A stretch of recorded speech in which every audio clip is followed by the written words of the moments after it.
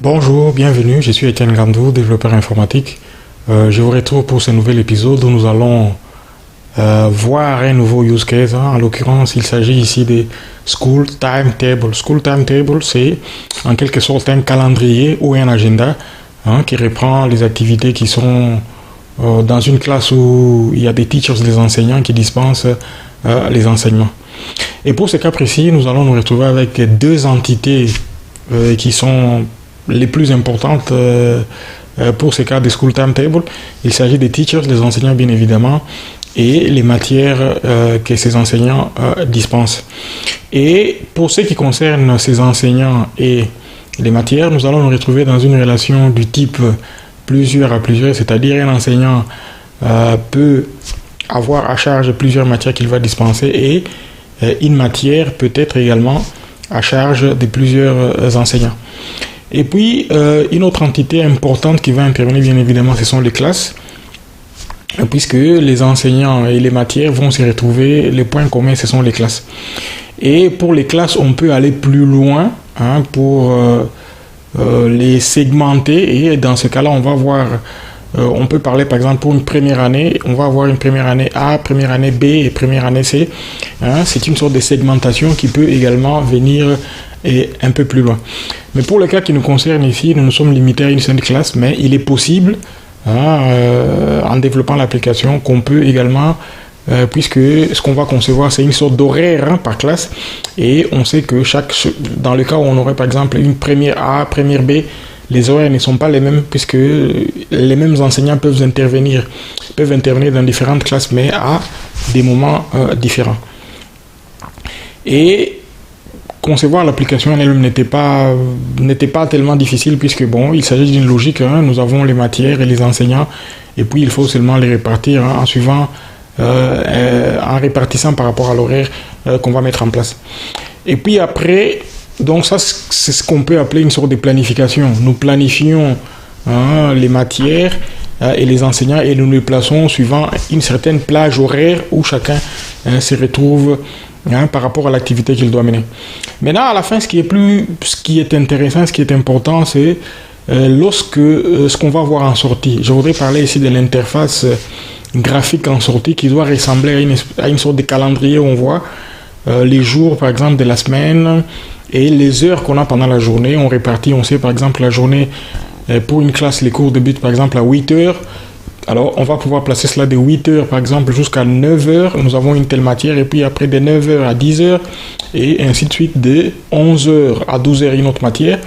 Et entre midi et 13 heures, c'est un moment de repos pour les élèves. Et puis, ça reprend de 13 heures à 14 heures jusqu'à pour finir autour de 16 heures. Et pour cela, il est important de concevoir en sortie une interface graphique qui soit intuitive, qui permette une lecture aisée, puisque au fond ce ne sont que des données qu'on va encoder. Donc nous avons deux tables, comme je l'ai dit, pour les entités teachers, les enseignants et les matières qui sont dans une relation de plusieurs à plusieurs, et puis on va les lier à une classe. Lorsqu'on les lie à la classe, on peut également les segmenter par classe, et quand c'est segmenté ou pas segmenté, à partir de là, on va procéder à la planification. On va planifier pour dire, voilà, le lundi 25 mai, par exemple, à 9 heures, telle matière, et pour tel professeur, de telle heure à telle heure. Ça, c'est la planification. La planification, telle qu'elle est faite, c'est une manière, comment je peux dire, c'est une manière classique, routinière, de créer des enregistrements. On va choisir un professeur, je veux dire un enseignant, on choisit la matière, et on détermine l'heure à laquelle cette matière va être planifiée. Ça, c'est bien. Mais pour arriver à pouvoir créer cette interface intuitive en sortie, qui a un certain confort pour la lecture, j'ai utilisé encore une fois de plus Full Calendar. Full Calendar, c'est un outil qui est extrêmement puissant, écrit en JavaScript, et pour lequel il permet très facilement de placer les événements dans le temps et pouvoir les lire, et la lecture est vraiment aisée. Et après avoir fait la planification, pour pouvoir mettre les données au format pour qu'elles soient exploitables et lisibles, pour que on va faire, c'est comme si on les parse, hein, on les parse pour que ces données-là puissent être formatées, hein, au format, hein, qui convient à Full Calendar pour que Full Calendar puisse les lire et les afficher de manière intuitive pour qu'on puisse lire et comprendre, hein, de quoi il s'agit. Et cette étape-là, c'est une étape qu'on appelle générer les calendriers, donc moi je l'intitule comme ça, donc on génère les calendriers après avoir fait la planification. Ça peut paraître un peu redondant, hein, on a déjà planifié et puis après générer. Générer, c'est juste pour nous permettre de pouvoir créer les données au format, hein, qui est lisible et pour que Full Calendar puisse les prendre en charge et les afficher de manière assez lisible pour qu'on comprenne, hein, de quoi il s'agit. Voilà un peu succinctement ce que c'est que la logique fonctionnelle des School Timetable. Pour les restes, c'est toujours la même chose. Le langage de programmation, c'est C#. Et en combinaison avec JavaScript, puisqu'il y a un certain nombre d'outils que j'utilise ici qui sont en JavaScript. Datatable, hein, pour créer des tables pour afficher les enregistrements, les listes d'enregistrements. Et ce que je peux considérer comme le cœur de notre application, qui est Full Calendar dans ce cas, c'est qui va nous permettre, hein, de lire de manière intuitive en sortie les données qui sont générées. Voilà, je vais d'abord faire la présentation de l'application, hein. Comme d'habitude, on va faire la démonstration et puis je reviendrai à la fin pour dire un mot comme d'habitude. Très bien, voilà l'écran d'accueil, hein, de notre application School Timetable. Donc c'est une application qui est développée, elle est du type MVC Model View Control et avec Entity Framework Core, la version 7. Nous avons un menu assez sobre, assez simple. Ça c'est la page d'accueil Home, Teacher, les enseignants et les sujets. Vous le remarquerez, lorsqu'on clique ici, eh ben, on nous invite à pouvoir nous loguer, c'est-à-dire nous connecter. Donc c'est quelque chose sur laquelle j'ai déjà parlé. Il s'agit de l'authentification et les permissions qu'on peut avoir à pouvoir utiliser une application. Et dans ce cas précis, donc il faut pouvoir s'authentifier pour avoir les autorisations à pouvoir utiliser l'application. Donc nous allons nous connecter.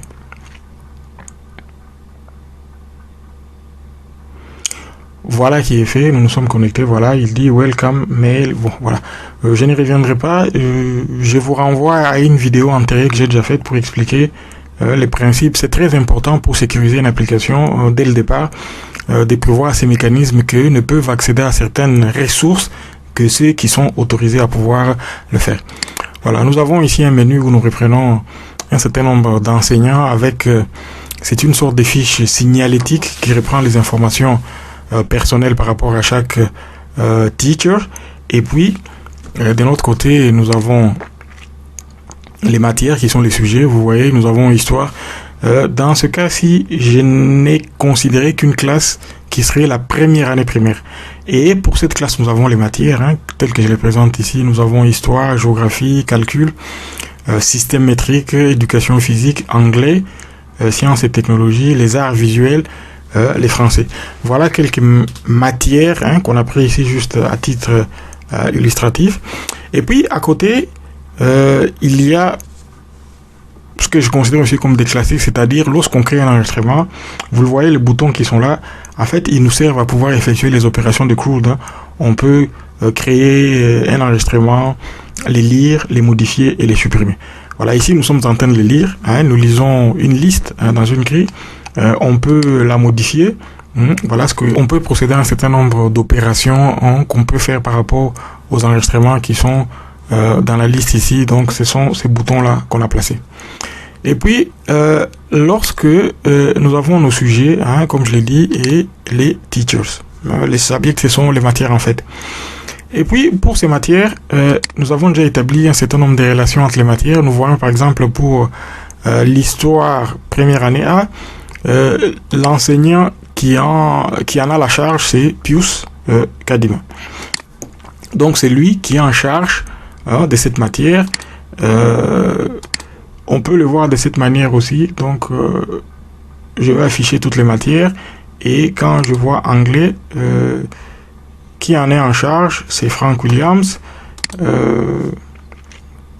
Une autre matière, la géographie, par exemple, qui en est en charge, c'est Martine Bombou. Pourquoi cela? Parce que cela va nous permettre, lorsque nous allons planifier notre agenda ou school timetable, nous allons voir quel enseignant, quelle matière, et puis on peut les relier, et de cette manière, nous allons être en mesure de pouvoir planifier notre agenda. Après l'avoir planifié, vous le verrez, et nous allons générer. Pourquoi générer? On génère pour arriver à ceci. Voilà. Notre school timetable, il est là. Lorsque la planification est finie et que nous générons notre agenda, eh bien, cela va apparaître ici. Vous le voyez, je l'ai déjà fait pour le lundi 22 mai, le mardi 23, le mercredi 24 et les jeudis 25. Et là, ensemble, nous allons les faire pour la journée du vendredi. Nous allons avoir 1, 2, 3, 4, 5, 6, 7, 8 plages horaires que nous allons gérer pour pouvoir créer, c'est-à-dire planifier notre agenda pour la journée du vendredi 26 mai. 26 mai, voilà. Et comment est-ce qu'on va procéder? Donc, je vais par exemple voir pour la plage qui va de 8h30 à 9h20.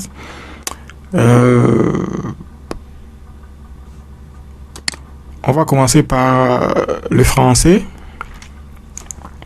Qui est en charge du français? C'est Marie-Laure. Bon, je vais faire ceci.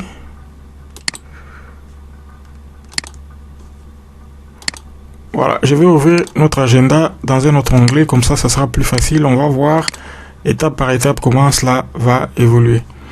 Donc c'est Marie-Laure, je vais chez Marie-Laure. Voilà, elle est en charge du français. Je la lis à la classe. Et puis, je vois ce qui est planifié par rapport à elle. Voilà, elle est déjà planifiée pour ce jour.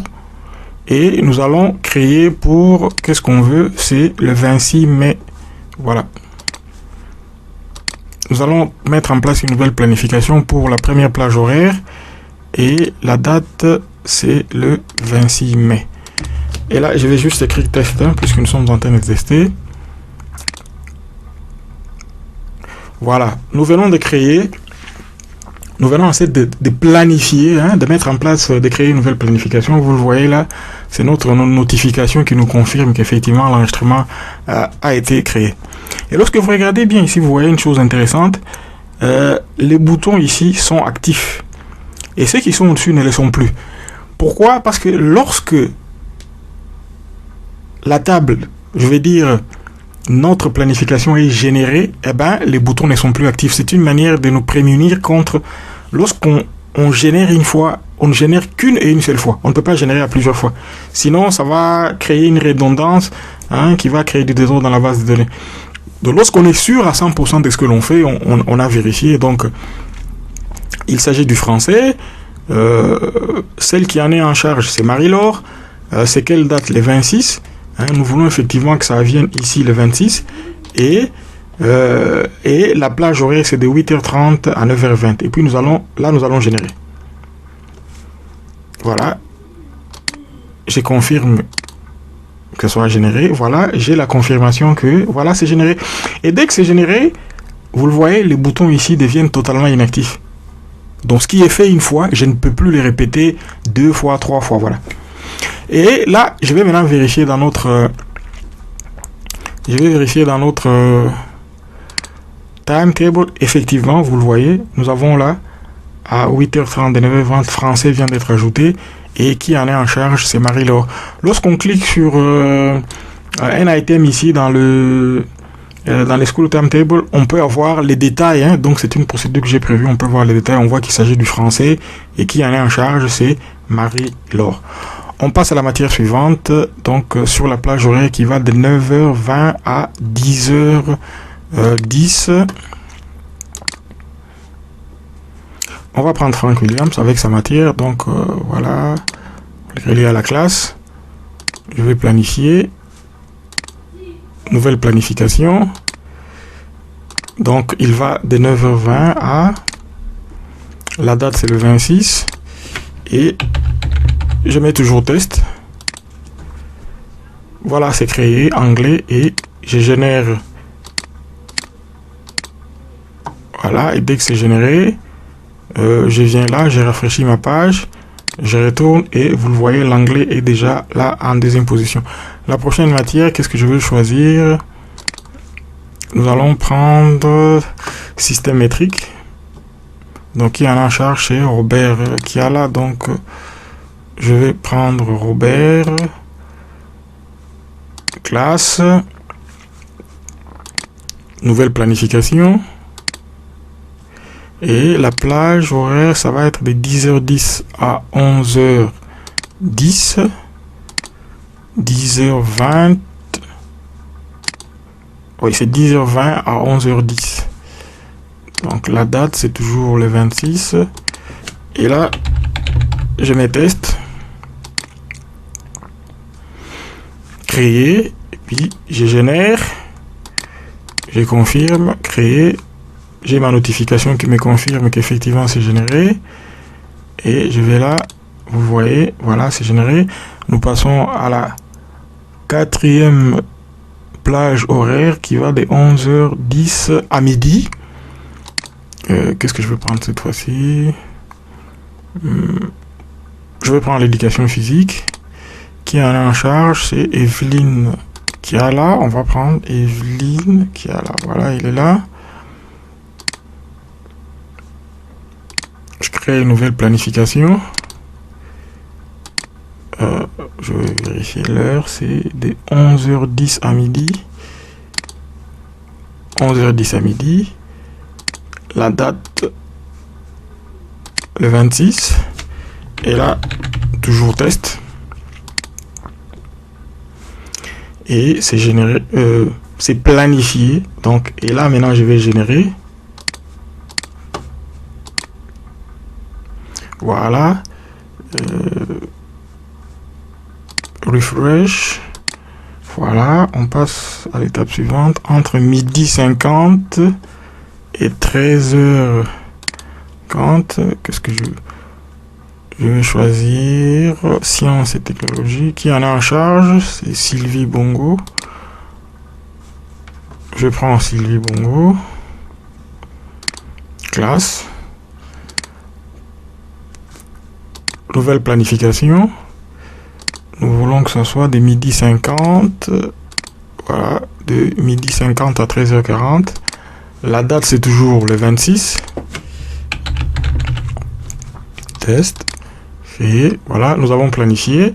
Et là, nous allons générer. Voilà, c'est généré. On va vérifier là. Voilà, les prochains. Je vais prendre.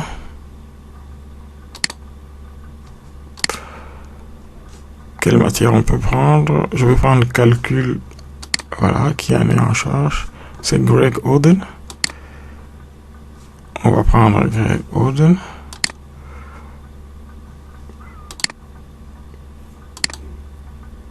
Voilà, nouvelle planification.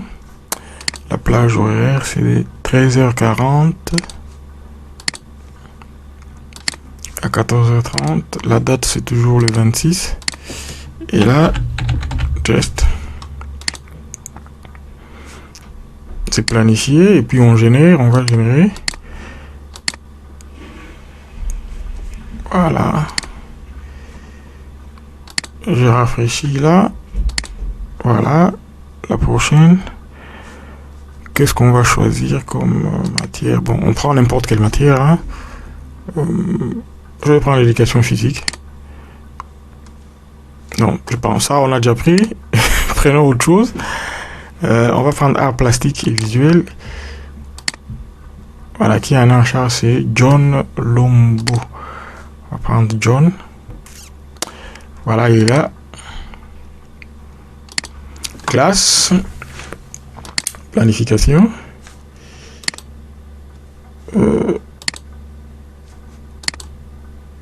Oh là là.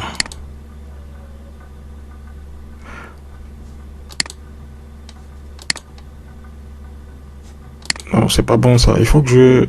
Non. Je vais ouvrir ça dans un autre onglet. Comme ça me permet de voir exactement quelle plage horaire j'ai besoin. C'est de 14h40. Voilà. 14h40 à 15h30. Et la date, c'est toujours le 26. Je vais là. Test.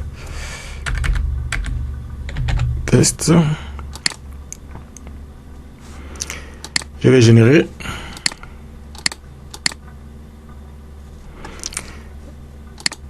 Voilà, on va rafraîchir la page.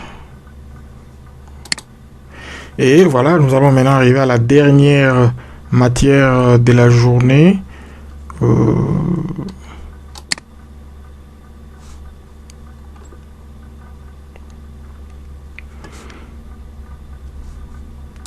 Je vais prendre Charlotte. Ah non, Charlotte n'est pas en charge de matière. Elle n'a pas de matière, donc je vais prendre... je prends celui-là. Histoire, voilà. Je le prends comme...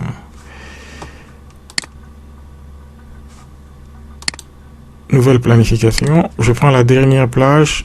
Il faut bien vérifier. Il s'agit de quelle heure?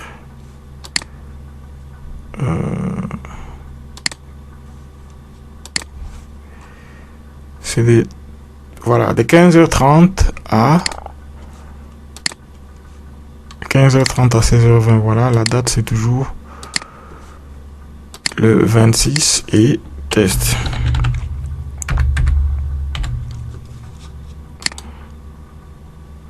Voilà, nous avons planifié notre agenda et je m'arrête ici puisqu'il s'agit de la dernière plage de la journée pour une petite explication. Vous le voyez, à chaque fois, après avoir planifié, nous procédons à une génération. Bon, on peut dire ça, on va générer la table. En fait, il s'agit d'une table dans la base de données. Il s'agit, en fait, la table dans laquelle nous planifions et la table que nous générons sont un peu comme des tables miroirs.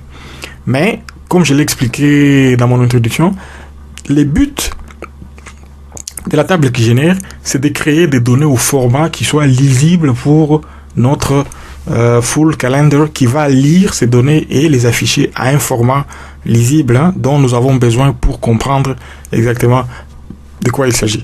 Et à chaque fois lorsque je clique ici, nous sommes redirigés vers cette page où nous pouvons faire, nous allons générer. Et pour ça, nous allons choisir, nous avons ici cette option de pouvoir dire voilà, là on ne génère pas, mais lorsque j'ai choisi Generate, c'est-à-dire que je vais générer et cela va changer les statuts de l'enregistrement dans la table. Et lorsque ces statuts est changé, eh bien ici, dans la grille, lorsque l'enregistrement est lu, comme les statuts a changé, en fait, les boutons aussi sont désactivés immédiatement. Donc ça, et vous le voyez, nous avons cette mention Timetable Generated. Ça veut dire que voilà, l'agenda était déjà généré, donc il n'y a plus rien à faire ici. Donc c'est une manière de verrouiller les enregistrements pour que l'intégrité soit respectée par rapport à notre logique. Et comme vous le voyez, évidemment, nous avons la journée du vendredi 26 est totalement pleine et nous avons tous les sujets, les subjects, je veux dire les matières qui sont placées et qui sont attribuées pour toute la semaine. Ici, bien évidemment, il s'agit d'une seule classe. Donc, il est possible de les faire pour plusieurs classes en segmente, c'est-à-dire on est au niveau de première année, on peut avoir une première année A, première année B et première année C, ainsi de suite.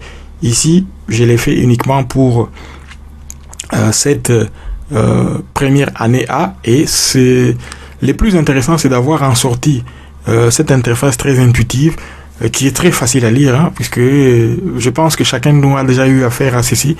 Et lorsqu'on voit ceci, on comprend très facilement de quoi il s'agit. On voit bien que nous avons les jours de la semaine qui sont répartis, les heures dans la journée et les activités afférentes à ces heures-là. Voilà. Donc c'est très intuitif et ceci n'est possible que grâce à Full Calendar. Full Calendar, c'est quelque chose, c'est un outil très puissant développé en JavaScript que j'ai déjà utilisé dans plusieurs de mes applications. La première, c'était sur un cabinet d'avocats, Lawyer Cases and Bills. Je l'ai utilisé également pour les cas d'un restaurant où on pouvait faire les réservations. Et je pense l'avoir utilisé également pour un centre médical, voilà, pour la gestion des rendez-vous des médecins dans un centre médical. Vous voyez, lorsqu'on a un outil aussi puissant, on peut l'utiliser dans différentes situations, ce qu'on appelle les use cases, et il nous permet d'avoir une lisibilité très intuitive qui nous permet de comprendre exactement de quoi il s'agit. Puisque, je vous dis, lorsqu'on voit ceci, bon, c'est quand même assez, on sait voir qu'il s'agit de... La matière, c'est histoire première année. Celui qui en est en charge, c'est Pius Kadima. La date, ça, c'est planifié. J'avoue quand même que lire de cette manière, vous voyez, dans Full Calendar, est plus facile. On comprend exactement de quoi il s'agit que de... voilà, ici, il faut réfléchir à deux fois, associer chaque personne à la matière. Mais ici, on comprend. Et puis en plus, voilà ce que j'ai pu ajouter. Donc, c'est une fenêtre en pop-up qui nous permet d'avoir plus de détails par rapport à chaque cas. Vous le voyez, si je choisis cette matière-là, vous voyez, il va nous donner des détails. Il s'agit des sciences et technologies 1. Qui en est en charge, c'est Madame Sylvie Bongo. Voilà. Voilà comment c'est très intuitif. L'interface est aussi très réactif, vous le voyez. C'est du JavaScript, ça marche très bien. C'est toujours bien de faire avec C# pur. Je ne pense pas que je serais arrivé à ces résultats. Parce que ce que nous avons ici, c'est du C#. Mais là aussi, j'avoue que c'est du JavaScript parce que la data table que j'utilise, elle est aussi très réactive. Donc, c'est du JavaScript. On arrive à ces résultats en combinant les deux. C#, c'est un langage de programmation très puissant qui permet de faire de très bonnes choses en back-end, mais lorsqu'il s'agit en front-end, l'idéal, JavaScript reste largement la meilleure option pour arriver à un résultat aussi intuitif qui permet d'avoir un aussi beau résultat. Donc la combinaison des deux, vous le voyez, c'est un mariage très intéressant qui nous permet d'arriver à ces résultats. Très bien, on va aller très vite dans les codes comme je l'ai fait d'habitude. On va jeter un coup d'œil pendant 1 ou 2 minutes. Comme d'habitude, vous le voyez, il s'agit d'une solution. Comme Visual Studio l'appelle, il s'agit d'une solution. C'est une solution dans laquelle nous avons 4 projets. Donc 4 projets. Et les projets qui gèrent l'interface graphique, il est celui-ci, il est du type MVC. J'ai utilisé un certain nombre de concepts. Par exemple, vous le voyez ici, dans la fiche d'information, j'ai utilisé Automapper parce que tout ce qui est interface graphique, en fait, les entités des domaines sont protégées et l'interface graphique ne parle qu'avec les DTO.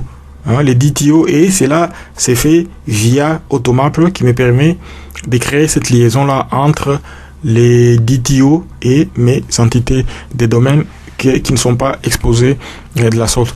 Vous le voyez, comme je l'ai dit, nous sommes dans .NET 7, Target Framework, c'est .NET 7.0.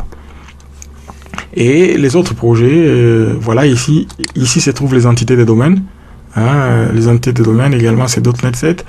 Et il y a un projet infrastructure, c'est un projet qui comprend toutes les méthodes génériques, les repository patterns, toutes les interfaces, les méthodes de type interface, je les place là. Et puis après, je vais l'utiliser dans les autres projets. Si vous le voyez ici, voilà, notre projet de type entité de domaine, en fait, il se réfère au projet infrastructure dans lequel nous avons les méthodes génériques, en fait, qu'on peut utiliser un peu partout dans la solution, puisqu'il s'agit d'un ensemble de projets qui font une solution. Et en interface graphique, ce que nous voyons sortir, en fait, c'est tout ceci. Et voilà. Donc, c'est un projet du type, comme j'ai dit, de type MVC. Ici, nous avons les modèles. Là, ce sont les views, les formulaires qui vont s'afficher.